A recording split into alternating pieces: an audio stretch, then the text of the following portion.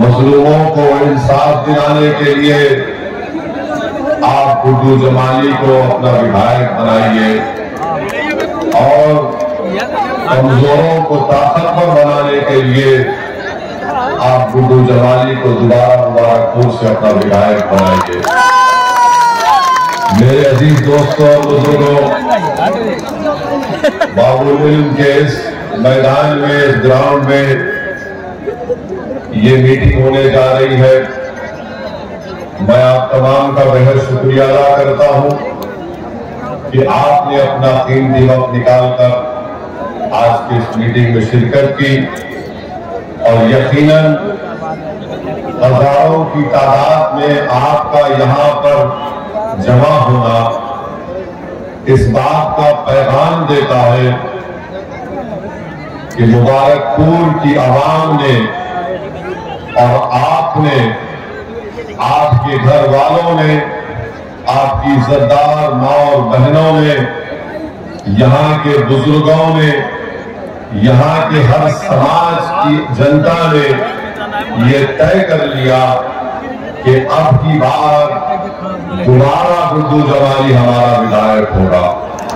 मेरे अजीज दोस्तों और बुजुर्गों, मैं आपका शुक्रिया अदा करता हूँ और मैं शुरुआत में इस बात का जिक्र करना चाहता हूँ कि कल हमारा भाषण हुआ था। अल्हम्दुलिल्लाह, अल्लाह के करम से नबी करीम सल्लल्लाहु अलैहि वसल्लम के सदक़े तुफ़ैल में, अहले बैत के सदक़े तुफ़ैल में हमको बोलने का मौका मिला। मेरे ख्याल से मैं आधा घंटा या 35 मिनट कुछ बोला हूँ।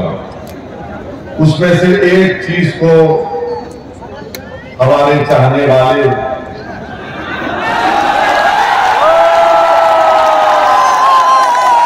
अगर मैं बुरा ना मानूं तो बोलना लगता है कि मेरे ससुराल वाले, इस पर तो फतवा नहीं ले सकते आप, आपको रिश्तेदार बना लिया हमने। सारी खुदाई एक तरफ, सारी खुदाई एक तरफ, उसके बाद नहीं बोलूंगा वरना बोलेंगे ये भी हमको बोल दिए।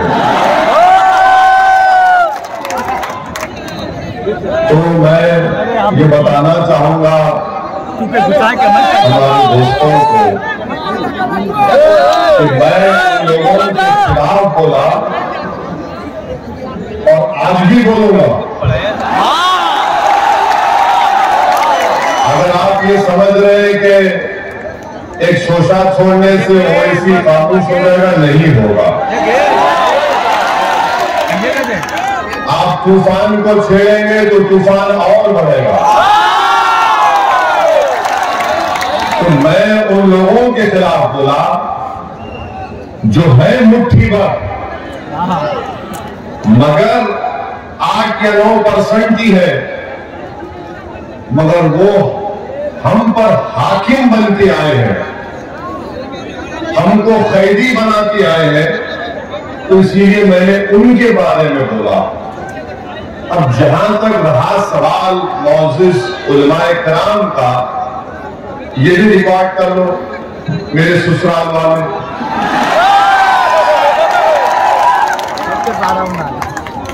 घर एक ही है,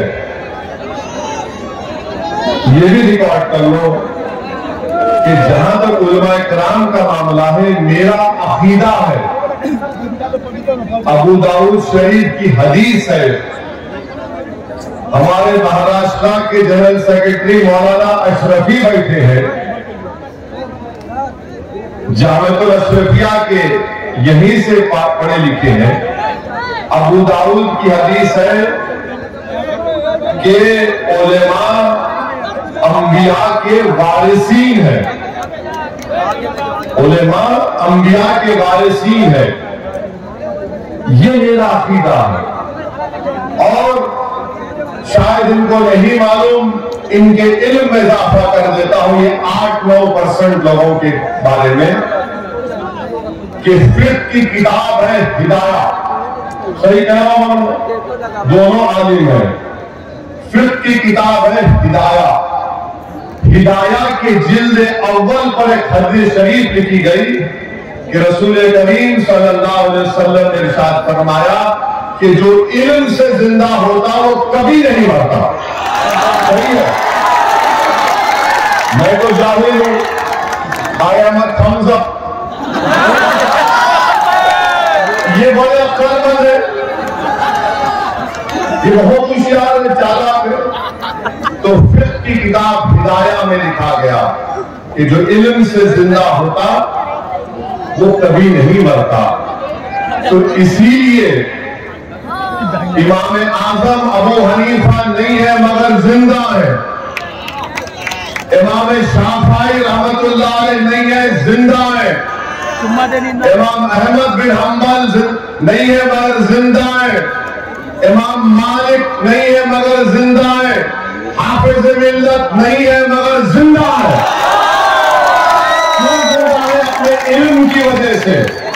और असदुद्दीन ओवैसी इन तमाम उलेमाओं के, इन तमाम आइम्मा के पैरों की धूल या खाक भी रही है। मैं फिर से कह रहा हूं कि मैं अगर मुझे उलेमाए किराम से मिलता हूं, मुलाकात करता हूं, तो मैं अपना सर अपनी नजरों को झुका कर रहता हूं, क्योंकि ये हदीस है अबू दाऊद शरीफ की।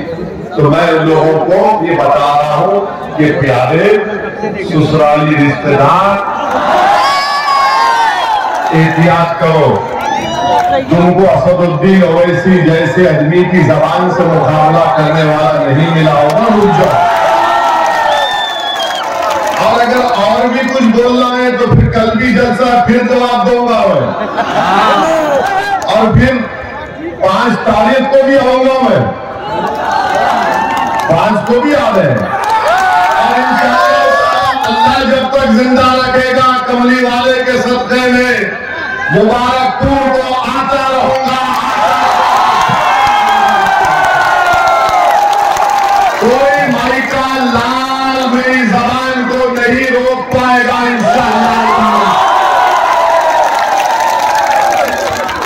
मेरा जो अटैक था, मेरा जो हमला था, हमला 8-9% वालों पर था।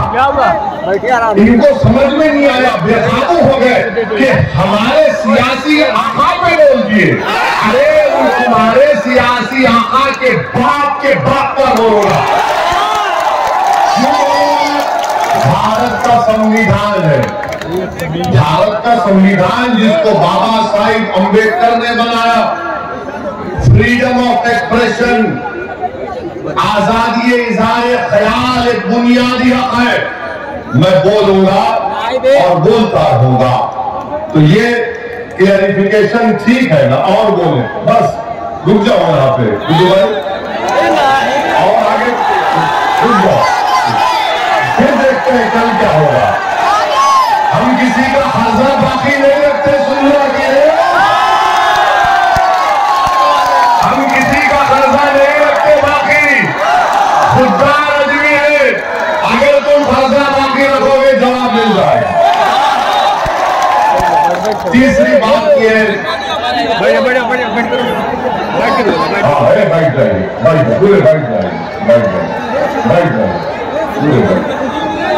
कोई नहीं आएगा तुम्हारे मेरे बीच में इंशाअल्लाह होता है। मैं तुमसे मोहब्बत करता हूं, तुम मुझसे मोहब्बत करकर हम सब रसूलुल्लाह सल्लल्लाहु अलैहि वसल्लम के गुलामों के गुलाम हैं, और हम सब आशिक़ जारी हैं। दिख रहा हैप्पी खुश, देखते रहो प्यारे। खाली हम देखने की चीज नहीं है, सुन के वोट डालना गुड्डू भाई को, डालेंगे ना, पतंग पे दबाएंगे ना। चलिए, अब तीसरी बात जो हम बोलना चाह रहे थे आपको, अच्छा गुड्डू भाई बोल रहे आप ज्यादा बोलो, ज्यादा बोलेंगे तो हमारे ससुराली लोग काम पे लग जाएंगे। सारी खुदाई एक तरफ, नहीं वो नहीं बोलते। तो हम तीसरा पॉइंट आपको ये बोलना चाह रहे थे कि जिन लोगों को नाराजगी हुई, थोड़ा परेशान हो गए, हम उनको बताना चाह रहे हैं कि हमने अभी आपके सामने जिक्र किया कि ये उलेमा इकराम है, ये इमाम है, मगर याद रखिए दुनिया जब तक कायम रहेगी हक और बातिल में हमेशा टकराव होगा। हक और बातिल में हमेशा टकराव होगा। हक के गलबे के लिए ईसार और कुर्बानी देना पड़ता है और बातिल हमेशा कोशिश करता है ताकत के बलबूते पर।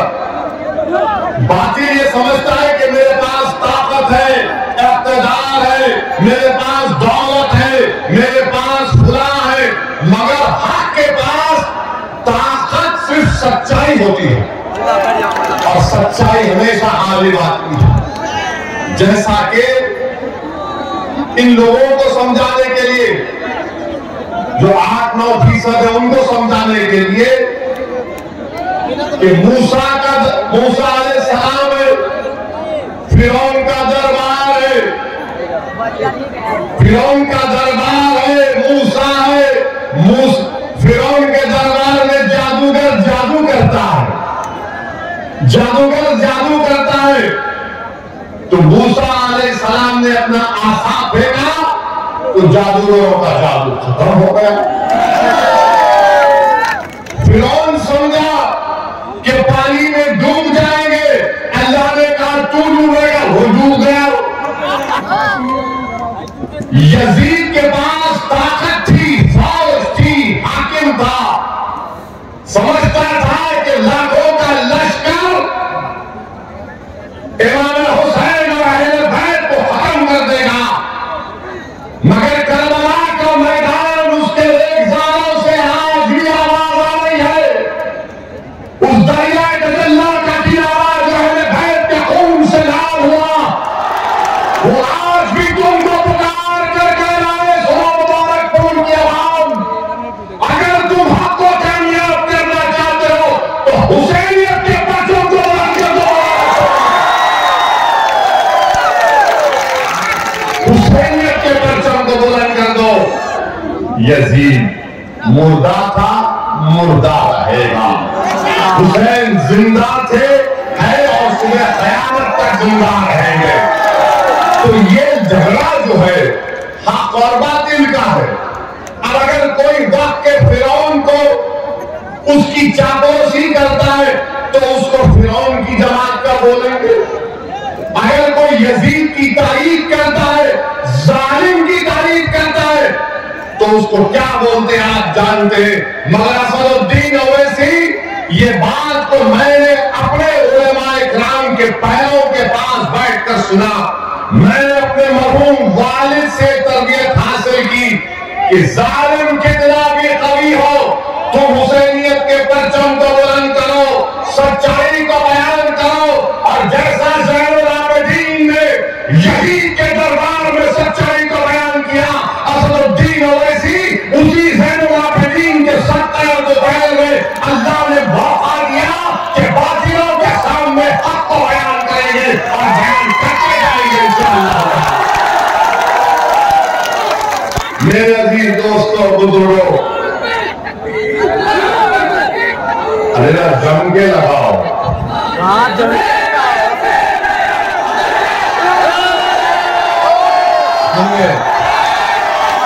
एक बात याद रखिए, ये आपकी मोहब्बत है, ये आपकी मोहब्बत है, मैं इसको सलाम करता हूं।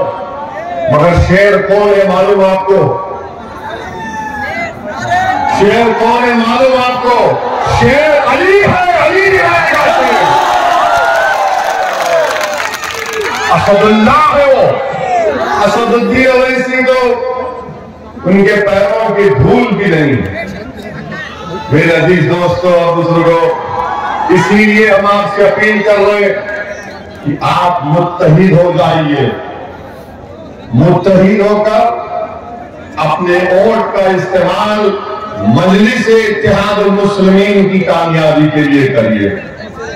और आपके सामने बहुत से लोग आएंगे, बहुत सी बातें करेंगे, मगर उनके बारे में भी हम खुलासा कर देते हैं। हमारी पांचवी बात यह है कि मैं हमारे बुनकर भाइयों को सलाम करता हूं। मैं उनको ये बात बताने आया हूं कि सदुद्दीन ओवैसी सरजमीन दक्कन से जरूर आता है, मगर मैं कोई नवाब या आला खानदान से नहीं आता हूं। मेरे बुजुर्ग भी, मेरे अजदाद भी वकालत करते थे, मेहनत किए, जुस्तजू किए, तो मैं उसी परिवार से आता हूं। मैं हमारे बुनकर भाइयों को सलाम करता हूं। ये वो काम कर रहे हैं जो हजरत आदम अलैहिस्सलाम करते थे। ये वो काम कर रहे हैं। वो हमको कपड़ा पहनाते, और ये वो बरादरी है जो 8 महीने मंदी का शिकार रहती है और 4 महीने काम करके अपना पूरा साल भर का इंतजाम कर लेते हैं। मैं आपको सलाम करता हूं। ये वो अंसारी लोग हैं जो हर खैर के काम में, हक के काम में आगे बढ़ते हैं। और मैं हमारे अंसारी भाइयों को पैगाम और ये बताना चाहता हूं कि जैसा कि हमारे गुड्डू जमाली साहब ने कहा कि आप अकेले नहीं हैं, गुड्डू जमाली आपके साथ था, है और रहेगा। आपके वोट से इंशाअल्लाह, दुआओं से, आशीर्वाद से विधायक बनेगा। गुड्डू जमाली भी रहेगा और साथ में दीवाना भी आपके साथ रहेगा। और मैं हमारे बुनकर भाइयों को बता रहा हूं कि महाराष्ट्र मालेगांव में हमारे विधायक मुफ्ती इस्माइल वो खुद अंसारी है। मुफ्ती इस्माइल साहब मालेगांव के हमारे वेले मदरसे इत्तेहाद मुस्लिमीन के वो हमारे पार्टी लीडर है। महाराष्ट्र की विधानसभा में 2 MLA हमारे, एक मुफ्ती इस्माइल और धुलिया से हमारे शाह साहब है। हमने मुफ्ती इस्माइल साहब को अपना पार्टी का लीडर बनाया महाराष्ट्र की विधानसभा के लिए। तो मैं हमारे बुनकर भाइयों को भी कहना चाह रहा हूं कि मैं जानता हूं कि यान का मसला है, यान का रॉ मटेरियल का मसला है। मैंने उस मसले को उठाया भी था, पार्लियामेंट में भी उठाया था। और जब आज से 2017 या 18 में एक मीटिंग बुलाई गई थी, उस मीटिंग में भी मैं गया था। तो आप हमारे बुनकर भाई सन 57 की जंग आजादी के बाद कोई माऊ से, तो कोई मुबारकपुर से निकलकर कोई मालेगांव गया, तो कोई शोलापुर गया। मैं आप तमाम को सलाम करता हूं और आपको यकीन दिलाता हूं हम आपके साथ हैं। आपकी लड़ाई में आपके साथ रहेंगे। आप हरगिज़ इस बात की फिक्र मत करिए कि आप पर अगर कोई एक तकलीफ आएगी तो असदुद्दीन ओवैसी उसकी तकलीफ को अपने सीने में महसूस करेगा। और आपके साथ कंधे से कंधा मिलाकर मैं और गुड्डू जमाली आपके हक के लिए, आपके मान सम्मान के लिए हम लड़ते आए हैं और लड़ते रहेंगे इंशाअल्लाह ताला। मेरे अजीज दोस्तों और बुजुर्गों, छठी चीज जो आपको ये बताना चाहते हैं कि गुड्डू जमाली साहब ने अपनी तहरीर में, शालन गुड्डू जमाली साहब ने कहा कि उन्होंने मजलिस इत्तेहाद मुस्लिमीन में क्यों शमूलियत अख्तियार की। इसलिए अख्तियार की कि उनको अपनी इज्जत, मान, सम्मान, उनकी गीरत उनको प्यारी थी। मैं उनको सलाम करता हूं कि अल्लाह सुब्हानहू व तआला ने उनको खुददार बनाया, अल्लाह उनको और खुददार बना दे। मगर मेरे अजीज दोस्तों और बुजुर्गों, तकलीफ भी होती है, बहुत तकलीफ होती है कि जब एक शख्स जिसको समाजवादी पार्टी ने दावत दी, पीछे पड़ गए, आओ आओ हमारे पास। एक बात आप मेरे सवाल का जवाब दे दीजिए, अगर मैं कल आपके घर पे आ जाऊं, आपकी चौखट पर आ जाऊं और आपसे कहूं कि मैं आपसे हाथ फैलाकर अपील कर रहा हूं कि आप गुड्डू जमाली को वोट दे दोगे, तो अगर आप अपने घर में मुझे बुलाकर बिठाकर और कहते हैं कि जाओ ओवैसी, हम तुमको वादा करते हैं कि हम तुमको वोट देंगे। जब गुड्डू जमाली को अखिलेश ने घर पर बुलाया, आपने घर पर बुलाकर झूठ बोला, घर पर बुलाकर झूठ बोला और झूठ बोलकर धोखा दे दिया। ये समाजवादी पार्टी के नेता अखिलेश यादव का किरदार है कि घर को बुलाकर, अपने घर को बुलाकर, गुड्डू भाई आजमगढ़ में कहां से लड़ना लो।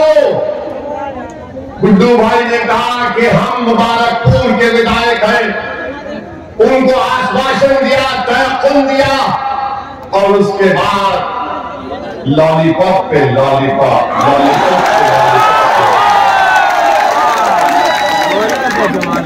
अब जो समाजवादी में रुक गए हैं, चूसो लॉलीपॉप, चूसो, मारो सीटी गाजर की पूंजी की।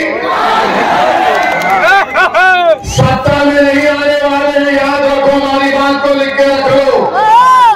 गुड्डू जमाली साहब ने एक बेहतरीन फैसला लिया है, एक बहादुरी का फैसला लिया है और उन्होंने फैसला अपने लिए नहीं लिया। ये बात आपको समझने की जरूरत है। गुड्डू जमाली को टिकट काटना ये मुबारकपुर की जनता की तौहीन है।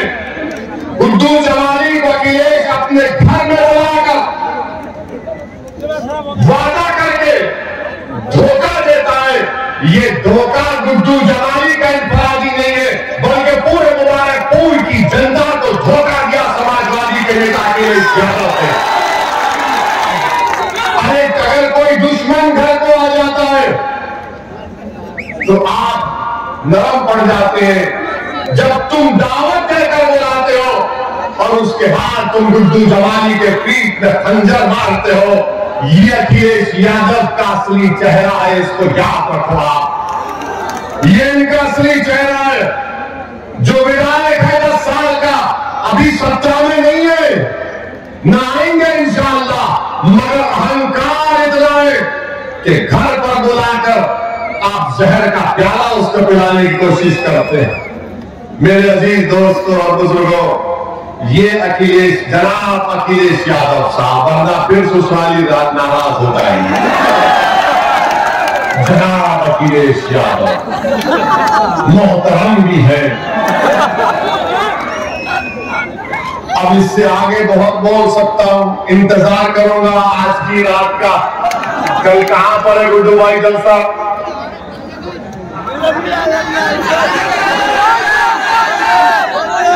कल जहानागंज में है, आएंगे ना आप?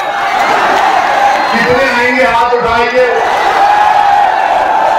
वहां पर पूरे जहां की बात होगी इंशाअल्लाह।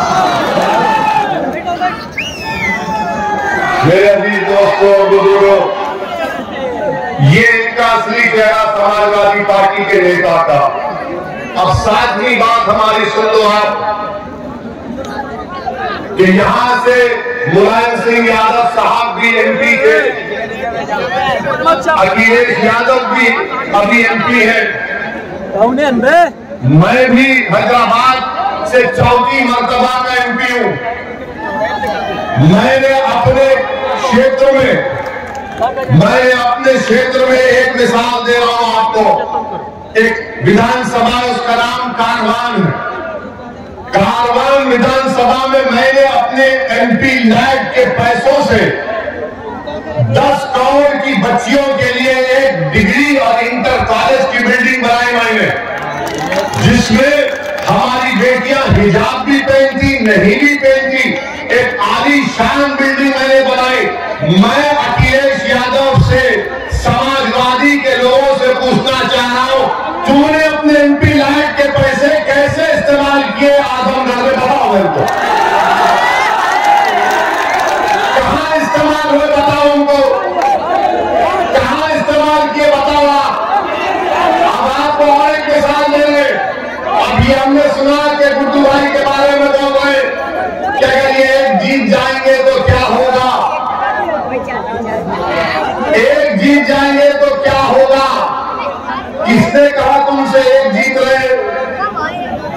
हमारे तो बहुत जीत रहे हैं और तुम्हारे तो बहुत हारेंगे इंशाअल्लाह। हम तो बहुत जीतने वाले हैं। अब ये सफर कामयाबी का शुरू हुआ है अखिलेश यादव साहब। ये सिर्फ 22 के विधानसभा पे खत्म नहीं होगा, 24 भी आएगा, 27 भी आएगा, 29 भी आएगा। जब तक ओवैसी जवान रहेगा मैं आता रहूंगा और ओवैसी बुढ़ा कभी नहीं होगा इंशाअल्लाह। I am young, I will always be young. दाढ़ी वाइट है, दाढ़ी वाइट पे गलत फैसला नहीं कर लेना। ये धूप में हो गई। मेरी अम्मा ऐसी बोलती कि मेरा बेटा कितना अच्छा है।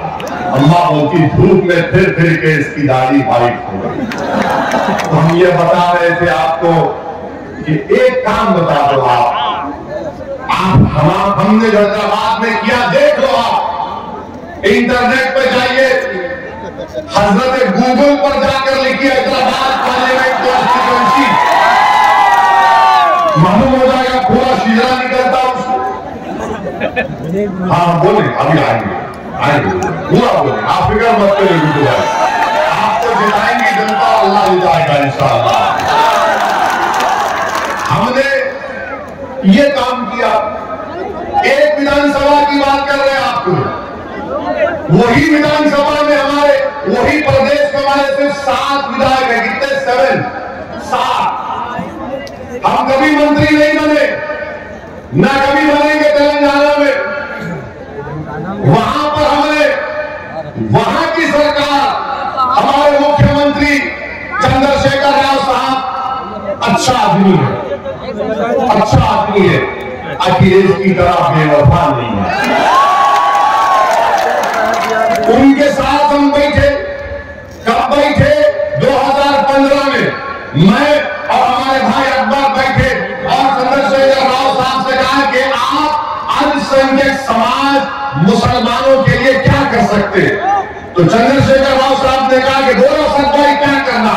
हमने कहा सर जैसा दलित समाज के लिए और ओबीसी समाज के लिए, पिछड़ा समाज के लिए आपने स्कूल कायम किए, वैसे ही स्कूल आप अल्पसंख्यक समाज मुसलमानों के लिए कायम किए। आपको जानकर खुशी होगी कि 7 एमएलए, कोई मंत्री नहीं है। हमारी मजलिस-ए-इत्तेहाद मुस्लिमीन की मुतालबे पर तेलंगाना के मुख्यमंत्री ने तेलंगाना में अल्पसंख्यक समाज के लिए स्कूल खोले, रेजिडेंशियल स्कूल 6 क्लास से 12th क्लास तक बच्चियों के लिए और बच्चों के लिए, जिसमें पढ़ाई फ्री, रहना फ्री, खाना फ्री और उस स्कूल में एडमिशन के लिए एंट्रेंस एग्जाम लिखना पड़ता। अब आपको बताएं आपकी ताकत क्या होती है, आपके विधायक की। सब लोग बोलते सत्ता सत्ता आएगी, क्या तुम मुख्यमंत्री बनोगे, क्या तुम मंत्री बनोगे? अरे सबको बाजू रखो। 7 विधायक है। आज तेलंगाना में पिछले 6 साल से 60,000 मुसलमान बच्चे और बच्चियां गवर्नमेंट के पैसों पर फ्री में तालीम हासिल कर रहे हैं, फ्री में। 1,000 2,000 नहीं, 60,000 30,000 हमारी बेटियां, 30,000 हमारे बेटे जो गरीब परिवार के, जिनके माँ बाप, जिनका वालिद ठेला बंदी पर कारोबार करता, जो जरी का काम करता, जो टेलर है, जो रंगरेज है, जो फुटपाथ पर कारोबार करता, उनकी औलाद फ्री में तेलंगाना में 60,000 बच्चे और बच्चियां फ्री में पढ़ रही हैं। हमको अगर मंत्री बनना होता तो बहुत पहले बन जाते। हमको मंत्री बनने का कभी शौक था ना है या कभी रहेगा। हमारी जिंदगी का मकसद ये कि जो हमको वोट डालता है, धूप में खड़े होकर जो लाखों की तादाद में हमारे भड़काऊ भाषण को सुनने के लिए आते, हम उनके लिए क्या कर सकते?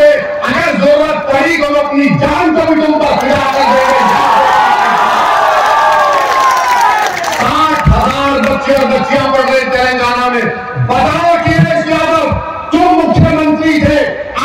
बारीक मुख्यमंत्री थे, एक 10 स्कूल तो बताओ जो तुमने अल्पसंख्यक समाज के लिए खोले, बताओ तुम। और हम हमारे ससुराल के लोगों से भी पूछ रहे, तुम भी बताओ, तुम भी बताओ। सिर्फ 7 एमएलए 60,000 बच्चे और बच्चियां पढ़ रहे। कभी हैदराबाद आइए, हम आप हमारे मेहमान रहिए, हम आपको लेके जाएंगे स्कूलों को, आप खुद देख लीजिए। गवर्नमेंट का पैसा है, एक पैसा गरीब नहीं देता उसमें। हमारे से लोग आके लड़ते, बोलते कि ओवैसी अगर तुम एडमिशन नहीं दिलाओगे तो हम तुमको वोट नहीं देंगे स्कूल में। ये मिजाज हमको पैदा करना है। और तीसरी बात, लोग बोलते हैं कि ओवैसी फिरका परस्त है।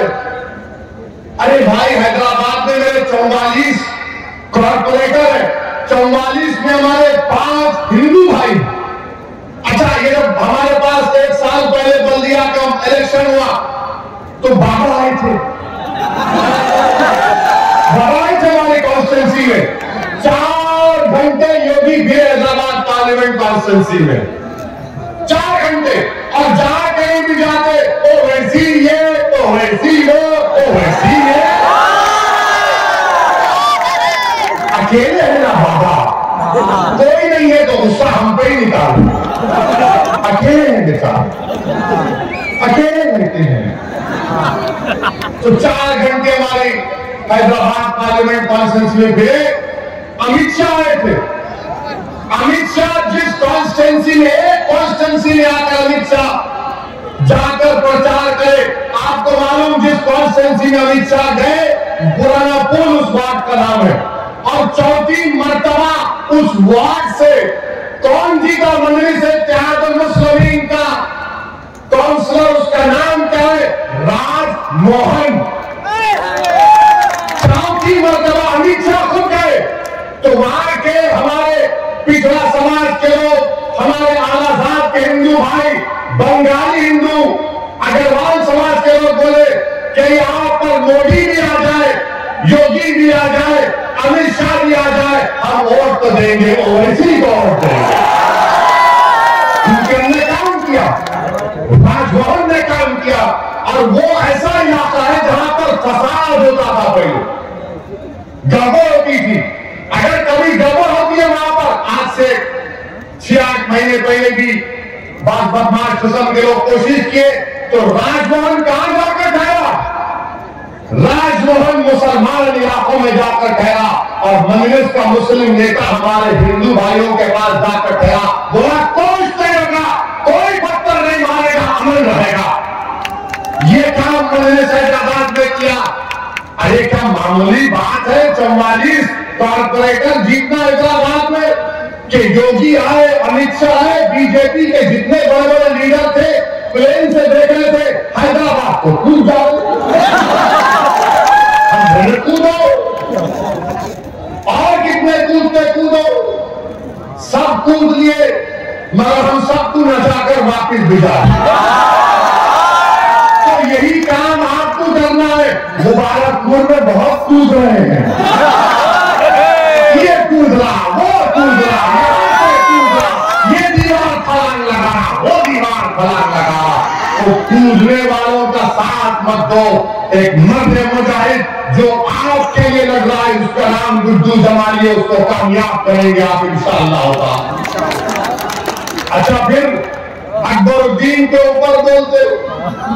अकबरुद्दीन ओवैसी ने अपनी विधानसभा में 2 मंदिरों के लिए चीफ मिनिस्टर के पास बैठकर 20 करोड़ रुपए मंजूर कराए मंदिर में कम्युनिटी हॉल बनाने के लिए। 20 करोड़ रुपए। अब बोलो कौन ध्रुवीकरण कर रहा है, कौन तुष्टीकरण कर रहा है? क्या मामूली बात है?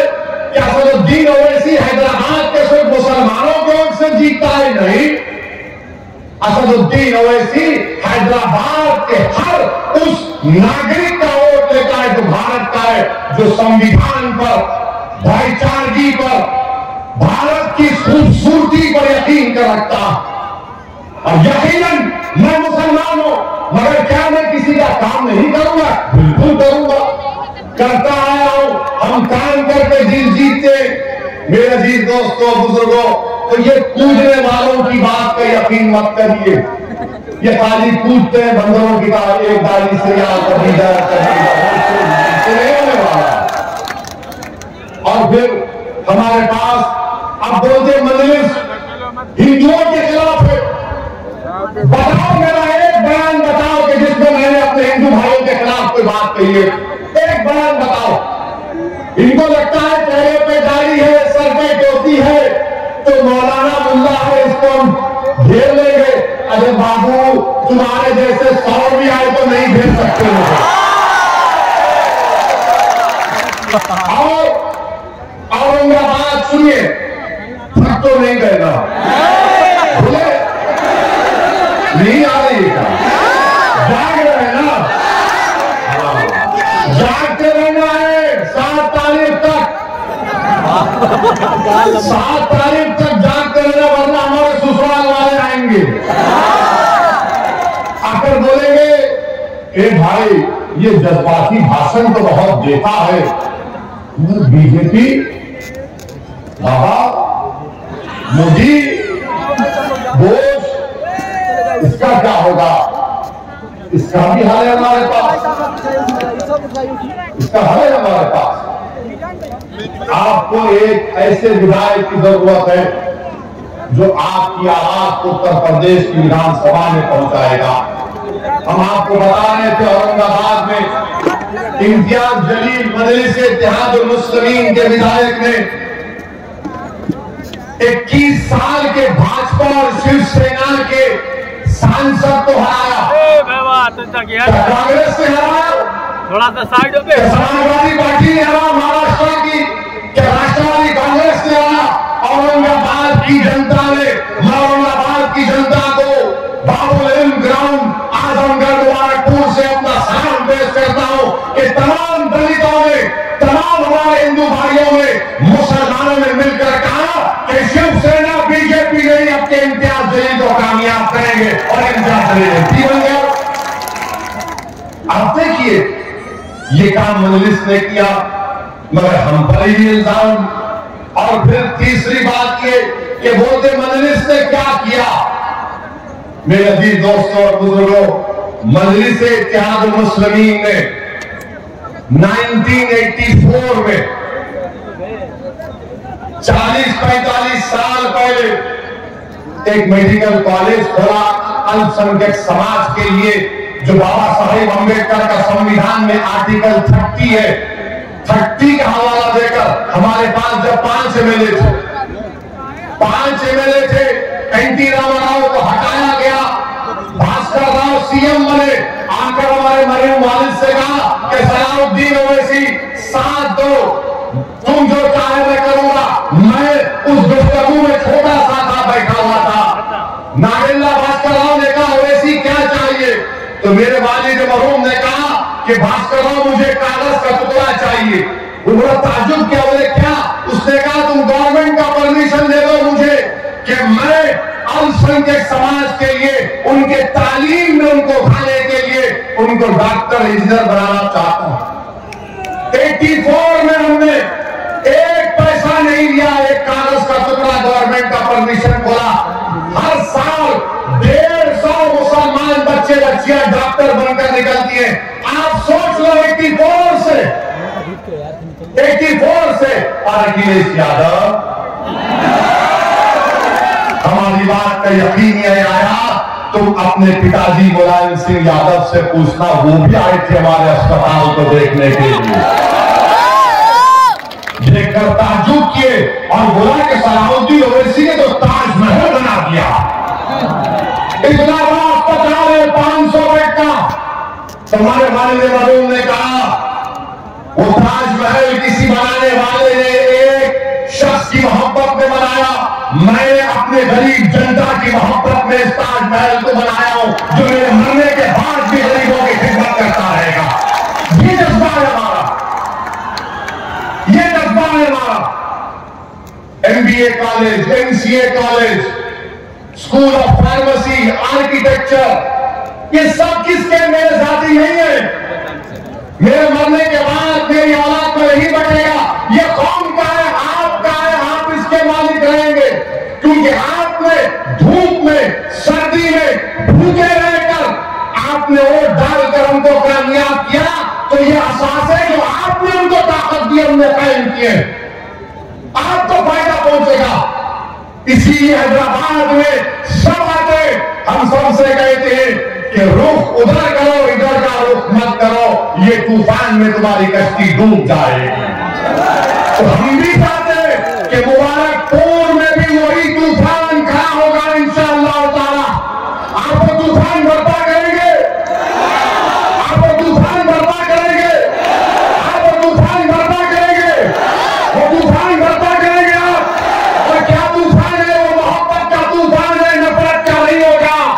वो मोहब्बत का तूफान होगा जिसमें मुबारकपुर का हर गरीब, चाहे किसी मजहब का हो, किसी समाज का हो, वो बोलेगा कि हाँ ये मेरा तूफान है, इस तूफान के जरिए हम कामयाबी हासिल कर सकते हैं। ये मजलिस इत्तेहादुल मुस्लिमीन ने काम किया हैदराबाद में, ये काम भी मुबारकपुर में हो सकता है। आप कामयाब करिए। लोग बोलेंगे गुड्डू जमाली साहब को हमने 2 मरतबा विधायक बनाया, यकीनन आपने बनाया, आपको सलाम, आपको सलाम। मगर अब की बार फर्क क्या है बताओ? फर्क क्या है बताओ? अब की बार,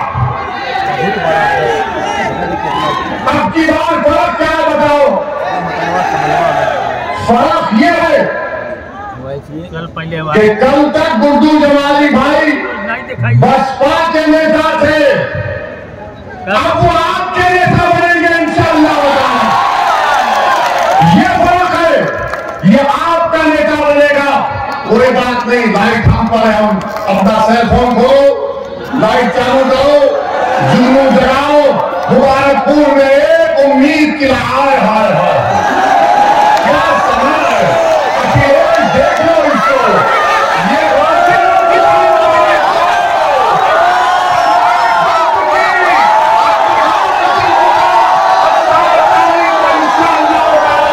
यही लाइट करेगी बस।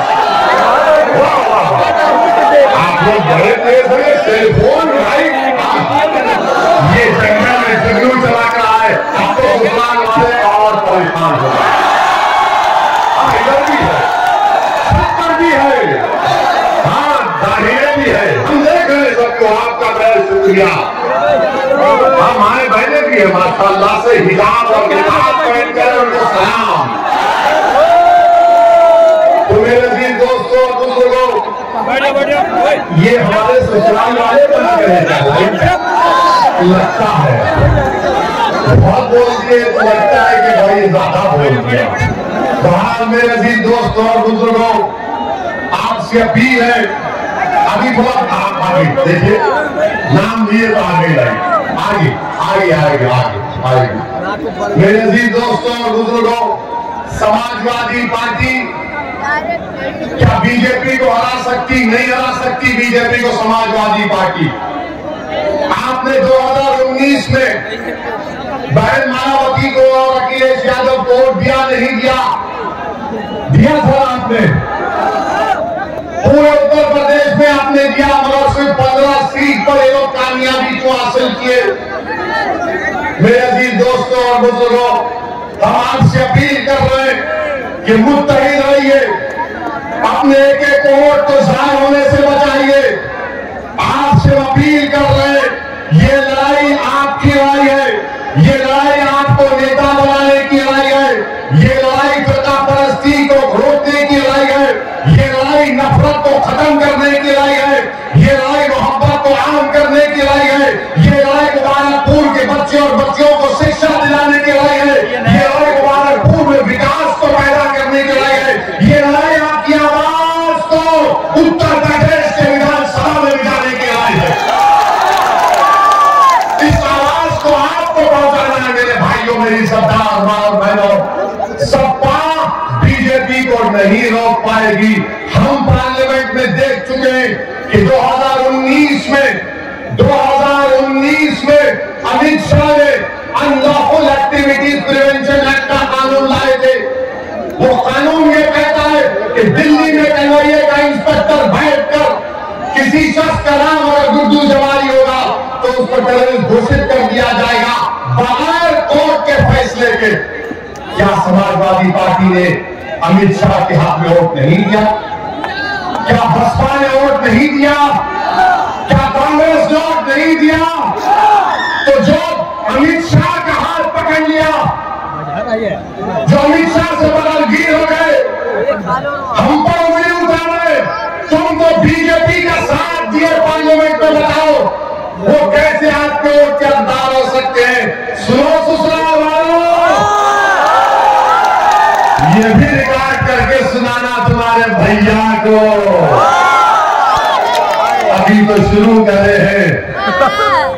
यूएपीए का कानून बना तो समाजवादी, कांग्रेस और बसपा की ताईद से बना, और उसी कानून के तहत कई नौजवान बच्चे, आदिवासी, दलित जेल में अपनी जवानी को बर्बाद कर रहे हैं। 3-3 साल से जेल में। मेरे अजीज दोस्तों, बुजुर्गों, समाजवादी पार्टी का मतलब क्या है कि हमको सत्ता दे दो, हमारे कैदी बनकर रहो, दही बिछाओ, भैया तुझ पर जवानी कुर्बान के नारे लगाओ, जब चुनाव आएगा तो हम तुमको हड्डियां फेंकेंगे, तुम वो लेकर खुश हो जाना। मैं अब इस चीज को बर्दाश्त नहीं कर सकता। हम बराबरी चाहते, हम बराबरी चाहते, बराबरी चाहते नहीं चाहते? क्या मान सम्मान नहीं चाहते? क्या वो नहीं चाहते जो अखिलेश यादव के पास हो? क्या वो नहीं चाहते जो अखिलेश यादव के पास हो? बताइए मेरे को, क्या अखिलेश यादव से कम है? क्या अखिलेश यादव से कम है? क्या उसके बराबर है? तो जब बराबर है तो दिखाओ बराबरी। बराबरी कैसे दिखाओगे जब 7 तारीख को हमारी मां और बहनें, हमारे बुजुर्ग और ये जो नौजवान जज्बाती है गुड्डू भाई को कामयाब करके बोलेंगे, सुन लो अखिलेश, अब तुम और हम बराबर हो चुके हो, तुम हमसे आगे नहीं, हम बराबर हो चुके हैं। ये बराबरी करेंगे, साथ देंगे, ये बराबरी करेंगे, साथ देंगे। हाथ उठाओ, कितने साथ देंगे बराबरी करेंगे? देखो, आपने हाथ उठा लिया, अब बराबरी की बात होगी, हिस्सेदारी की बात होगी, अब दरी बिछाने की बात नहीं होगी, नहीं होगी। और फिर समाजवादी पार्टी से, समाजवादी पार्टी के नेता अखिलेश यादव से पूछा गया, जो आपके एमपी हैं, उनसे मीडिया के लोगों ने पूछा, बताइए हिजाब और निकाब पर आपका क्या बोलना है? हिजाब और निकाब पर क्या बोलना है? मुबारक है, जामिअतुल अशरफिया है, बाबुल इल्म है, अहियाउल उलूम है। अब मैं उनके जिम्मेदारों पर छोड़ता हूं। अखिलेश से पूछा गया हिजाब और निकाब के बारे में बोलो, तो अखिलेश यादव ने, जिसको आपने अपने वोट से उसको यहां का सांसद बनाया, उन्होंने कहा मुझे सुनाई नहीं दे रहा है, मुझे सुनाई नहीं दे रहा है। जब मीडिया के लोगों ने पूछा, बताओ मुस्लिम वोट, उन्हें वो क्या है? हम अखिलेश यादव साहब को मुबारकपुर से, आजमगढ़ से हम कह रहे हैं, अखिलेश यादव और समाजवादी पार्टी वालों, जो तुमने नहीं सुना, जो तुमने अपने कानों में उंगलियां लगा ली, वो ऐसी सुन लिया, ऐसी पुकार रहा है कि जब तक दुनिया बाकी रहेगी हम टोपी पहनेंगे, हिजाब पहनेंगे, नकाब पहनेंगे, दाढ़ी छोड़ेंगे।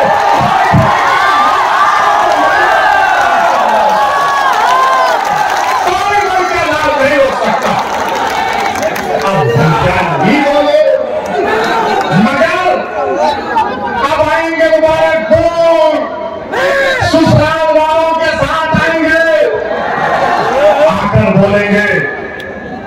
दो। किसको दे? जब तुम्हारे मुंह से नाइंसाफी की आवाज नहीं निकलती, किसको और दे? हमने उठाया था हिजाब के निकाब के मसले को, सबने कहा ओवैसी उत्तर प्रदेश के चुनाव में हिजाब और निकाब को लाया, तो मैंने कहा तुम भारत के संविधान को नहीं जानते नादानों, मेरे ससुराल वालों। अंबेडकर का बनाया संविधान में आर्टिकल 29 है, कल्चर है मेरा हिजाब निकाब दाढ़ी और टोपी। भारत के संविधान में फंडामेंटल राइट है, मैं अपने फंडामेंटल राइट पर चलूंगा, तुम नहीं छीन सकते मुझसे। और जब उस बच्ची से बात हुई थी जिसको बरवाइयों ने घेर लिया, हमने उससे फोन किया और हमने उस बच्ची को कहा कि बेटी अल्लाह तुमको सलामत रखे, तुम्हारे माँ बाप को सलामत रखे, क्योंकि उन्होंने तुमको बहादुर बनाया। मुबारकपुर की हमारी माँ और बहनें, मुझे यकीन है कि आप भी गय्यूर हैं, आप भी बहादुर हैं। मुझे यकीन है कि मुबारकपुर की औलाद अपने माँ को शर्मिंदा नहीं करेगी, बल्कि बहादुरी के साथ 7 तारीख के दिन अपनी मान सम्मान के नाम पर उर्दू जवानी को और देगी। और उस दिन जब जाएंगे 7 तारीख को, तो जरा हिजाब निकाब टोपी पहनकर भी जाना,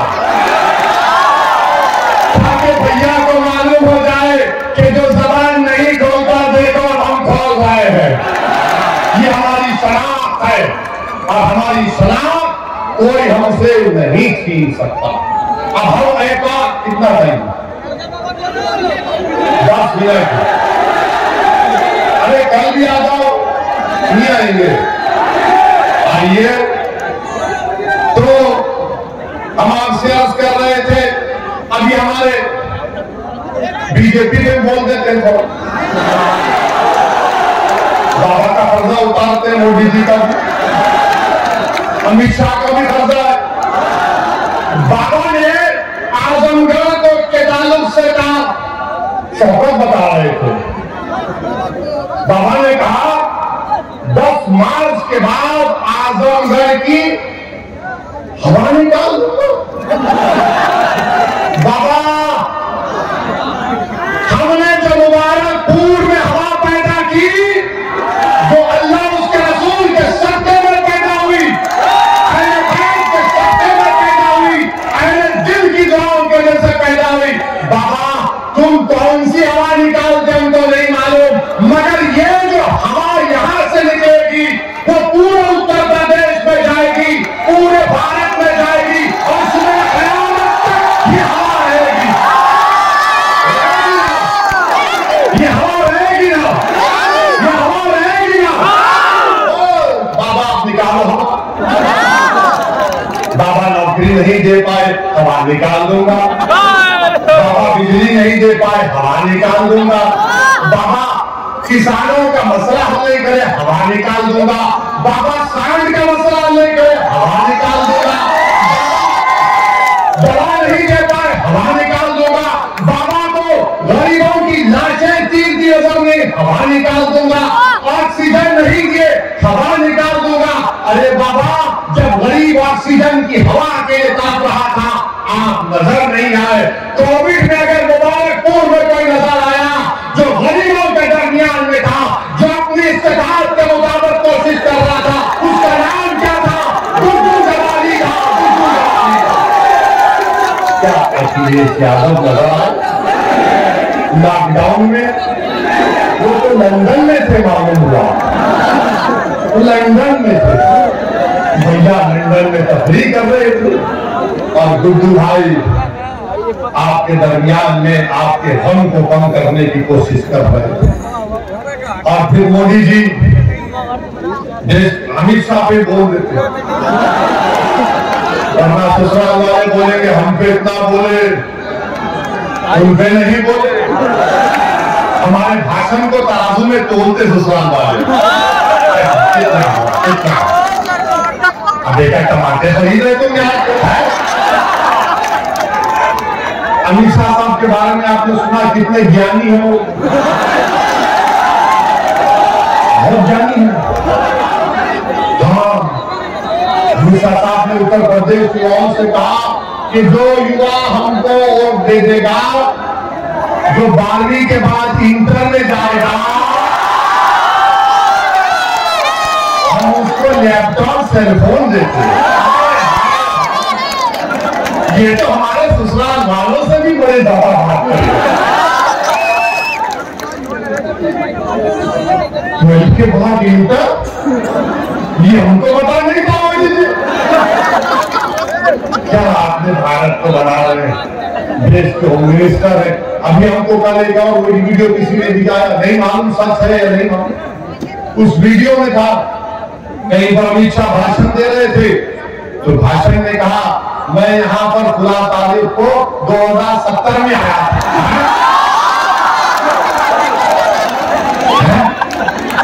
2070 में ये हमारे बुजुर्ग इमाम गज़ाली बोले कि आलम मैंने कुछ बोल दिया, नहीं तो उठाओ 2070 में आया था। ये वापिस कैसे आ गए थे?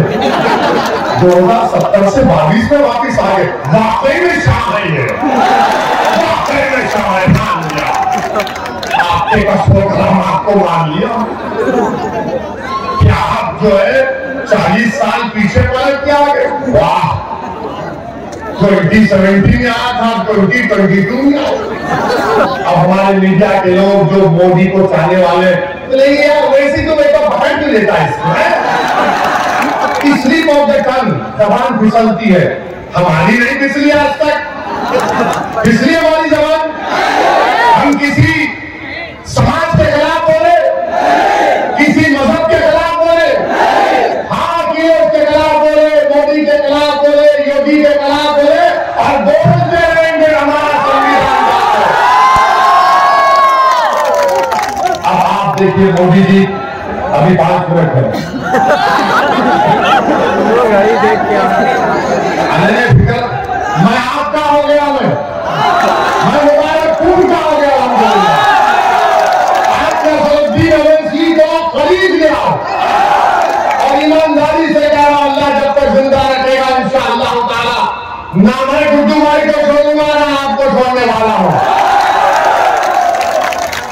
मोदी जी ने क्या कहा कि उत्तर प्रदेश की जनता हमको वोट दे रही क्योंकि वो मोदी का नमक खाए। नहीं मोदी जी, हम देश का नमक खाए और खाते रहेंगे, तुम्हारा नमक नहीं खाए। हम चाय खाना पसंद कर लेंगे, मोदी का नमक खाना नहीं पसंद करेगा। हम देश का नमक खाकर आगे बढ़े। हमारी माओ ने हमको देश का नमक खिलाया है। मोदी जी में इतना अहंकार है, अपने आप को दिल्ली के बादशाह सलामत समझ रहे हैं, वो चौकीदार नहीं रहे। और मोदी जी कह रहे हैं कि मैं 10 मार्च के बाद शान का मसला हल करूंगा। मोदी जी 7 साल से चाय पीकर सो गए थे। और बाबा ने कहा जब मोदी जी ने कह दिया तो मैं वजीर, तो बाबा ने कहा मैं उसको हर घर को 900 रुपये दूंगा शान को पालने के लिए। अरे बाबा, तुमने मदरसा मॉडर्नाइजेशन में तनख्वाह नहीं दी, टीचर की भर्ती नहीं की, डॉक्टर की भर्ती नहीं की, नर्सेस की भर्ती नहीं की, नौकरियों की भर्ती नहीं की, ऑक्सीजन नहीं दिया, कुछ नहीं दिया बाबा।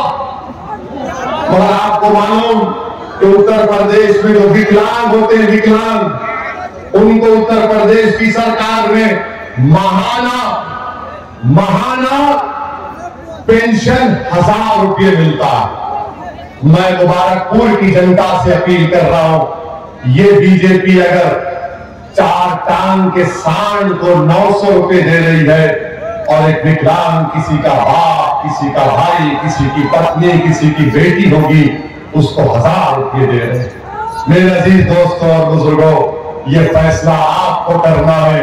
हम आपसे अपील कर रहे हैं कि शायद हमारी तकरीर से आपके दिल मुतासिर नहीं हुए होंगे, हमको यकीन है कि अल्लाह दिलों को मोड़ने वाला। बस हमारे हमने जो पैगाम दिया उस पर सोचिए, जो पैगाम हमने आपको दिया उस पर सोचिए और याद रखिए, आपको नेता बना रहे हैं आप 7 तारीख को। आप अखिलेश को नेता नहीं बनाएंगे, आप गुड्डू जमाली को अपना नेता बनाएंगे इंशाअल्लाह। आप बनाएंगे गुड्डू जमाली को अपना नेता। गुड्डू जमाली के अपने वोट डालेंगे बटन के निशान पर, हाथ उठाकर बताइए। और अगर हमारे ससुराल के लोग आकर जाएंगे तो उस कर्नाटका की बच्ची ने क्या नारा लगाया था जब बलवाई खेल लिए तो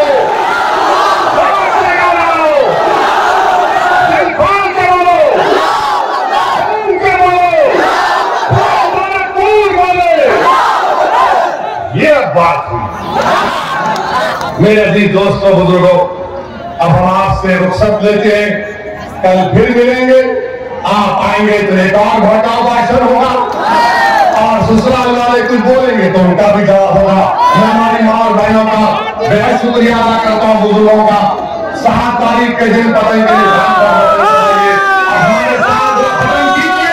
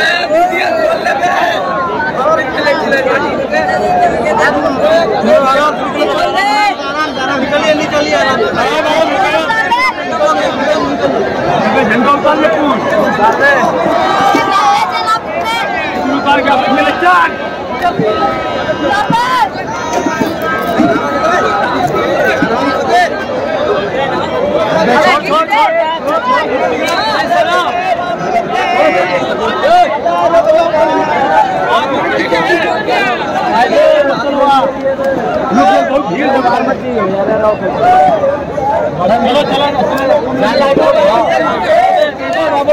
चलो